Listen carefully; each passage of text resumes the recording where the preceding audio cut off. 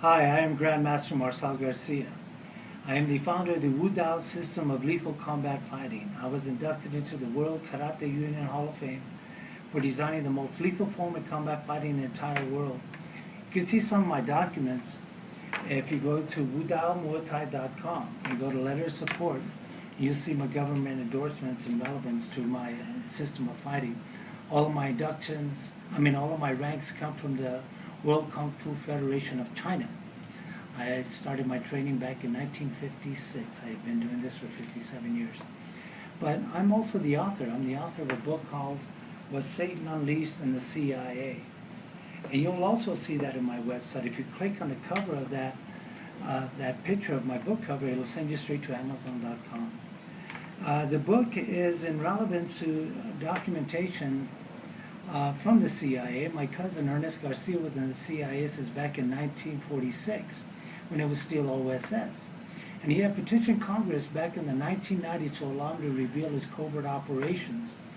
The committee back then was headed by John D. Rockefeller himself. 20 countries across the world tried to stop Congress from allowing my cousin to obtain the only exclusive rights in the world to release this information. Well, Congress approved it and gave my cousin Ernest Garcia these exclusive rights to release it to the entire world, period. Well, after that, the committee approved it, so did President Clinton approve it. But when the meetings were over in Congress, this lady came up to my cousin, portrayed as a reporter, wanted to know a little bit about the Ebola virus. The main subject in relevance to one of the stories was Project Sunshine. The CIA had already killed all the CIA agents involved in this project, including all the scientists. But when this lady came up to request information in relevance to the Ebola virus, she was a little concerned about that because they had just killed Frank Olson. He was a scientist involved in the Ebola virus. But he gave her a little bit of information in relevance to that subject of the Ebola virus, and it turned out that she was an actress from Warner Brothers or 20th Century Fox, one of those two. And they made a film called Outbreak with Dustin Hoffman. It was in relevance to a monkey spreading the Ebola virus all over California. And so it was pretty well distorted. Well, Ernest Garcia found out about this story, and he saw the film and got pretty upset. So to show you how powerful Ernest was with the CIA, he ordered the CIA to send a letter to everyone involved in the film that went directly to their houses. And the letter says, the CIA wishes to confirm that this is your home address. Just to throw a little scare so that had the children go out and start the car next day. But all that intelligence did come off of my cousin Ernest Garcia in relevance to the Ebola virus. A lot of the stories are involved in this, not just the Ebola virus, but many other stories in my book, and it's very well detailed. But I'd like to go straight to Project Sunshine. I did mention this in my last video and give you the introduction of relevance to Project Sunshine. Project Sunshine was headed by the AEC, and it was in relevance to testing what a nuclear explosion would do to the children all across the world. And so what they did, it was strung to 90, and what that does is build up calcium in the bones of children, innocent children, and they wanted to prove it. So what they did was they gathered children from all over the world. They involved 20 countries all over the world, and they gathered them by the hundreds of thousands. And according to Ernest Garcia, this is probably the worst experience he ever had with the CIA. And they were ordered to go out and kidnap children also off the streets and the parks and through different countries. And so if they didn't, they were going to kill their families. And so they had no choice but to go ahead and do this. And through the meetings, Ernest Garcia just pretty much, he says, he got very sick just listening to the chief of this organization of the United States of America.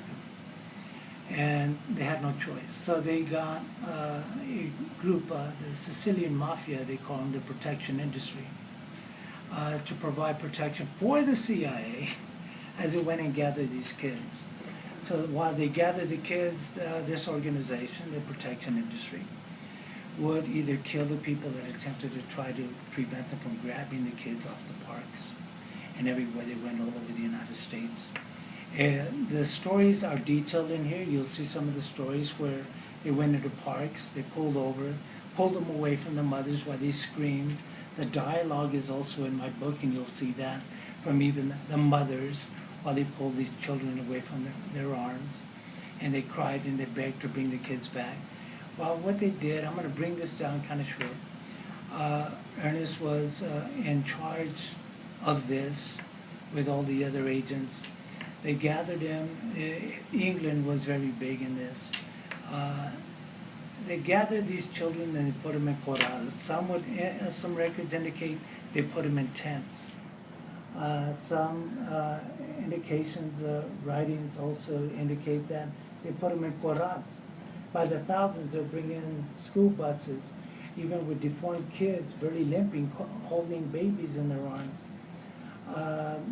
Teenagers were all thrown in this. And Ernest would order the pilot from certain planes to drop nuclear bombs on them. While the explosions went off after they left, of course, within miles away, and they came back with black bags and picked up the body pieces and brought them to universities here in the United States from all over the world. They were even kidnapping in parts of South America, people that were so poor they were getting food off of the garbages. They'd grab them. The police department was even getting paid to take men and put them in certain places. And you'll find the details of that in my book, and bring them to these corrals and even blew up adults. It was so inhumane that they kept it so secret that if anybody released any of this information, it would be killed by the CIA.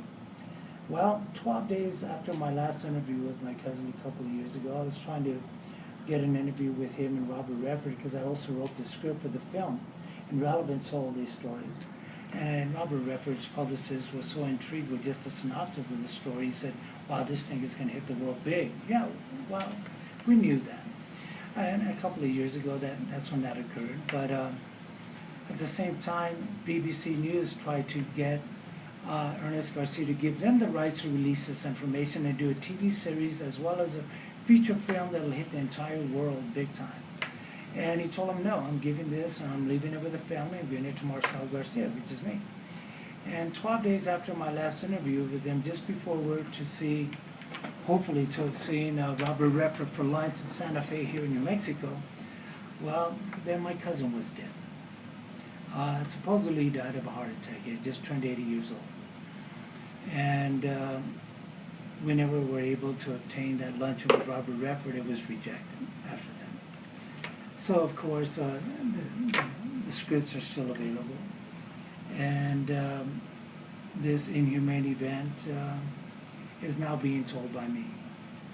And, of course, you can see the details of Project Sunshine, numerous pages in relevance to that. But that story still needs to be laid out to the public, and hopefully it comes out if it be the will of Yahshua. But also, I'd like to kind of take away that subject and kind of lead to other events, simply because here it is, July 21st. I don't know if you're aware that July 20th, which was yesterday of 2013, was pretty much a time period for Israel documents, records indicating that that Iran will, at that time on July 20th or 21st, they will be able to make nuclear bombs. Here we are on the 22nd.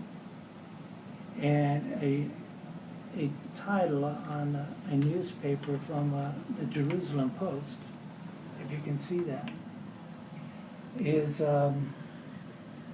dated back July 14th, a week ago. And the title of that says, Netanyahu, Iran weeks away from crossing the red line. Meaning that It's only weeks away, according to the information here, before Israel strikes Iran's nuclear facilities. I'm going to give you information on the next subject where it indicates that Iran, Russia, possibly also China, have already planted nuclear bombs all over the United States and every state in the United States. Information relevant to the same subject would be also that plutonium bombs have also been planted all over the United States. Their intention is to annihilate the United States from the inside out. A few months ago, there was documents or reports from the media that there was a missile launch close to California, in the seas by California.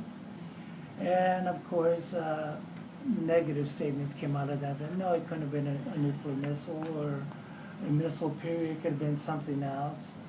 But the recent reports indicate that it was China, that they were able to get close enough to the borders of the United States with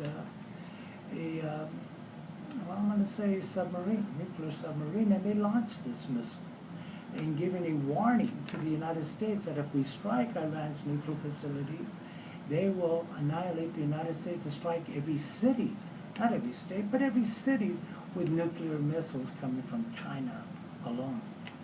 But I will give you more information on the documents that I have, and even reports that came back even years ago in relevance to these nuclear bombs and reports in relevance to plutonium bombs all over the United States. So if Israel does strike in the next few weeks, strike Iran, its nuclear facilities, you can imagine what the retaliation will be in the United States of America. I'll get back with you soon. But you must remember one thing too. I'm also going to give you reports in relevance to the deceivedness of the name of Jesus Christ. And go back even from the birth of Jesus Christ, whose name is not really Jesus Christ. His name is Yeshua. And how the Catholic Church changed that name, the Greek name, also Latin of Jesus.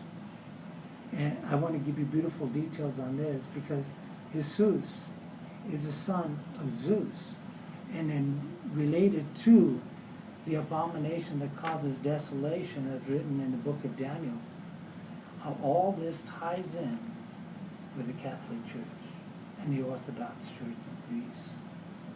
Until then, remember, you are not saved in the name of Jesus.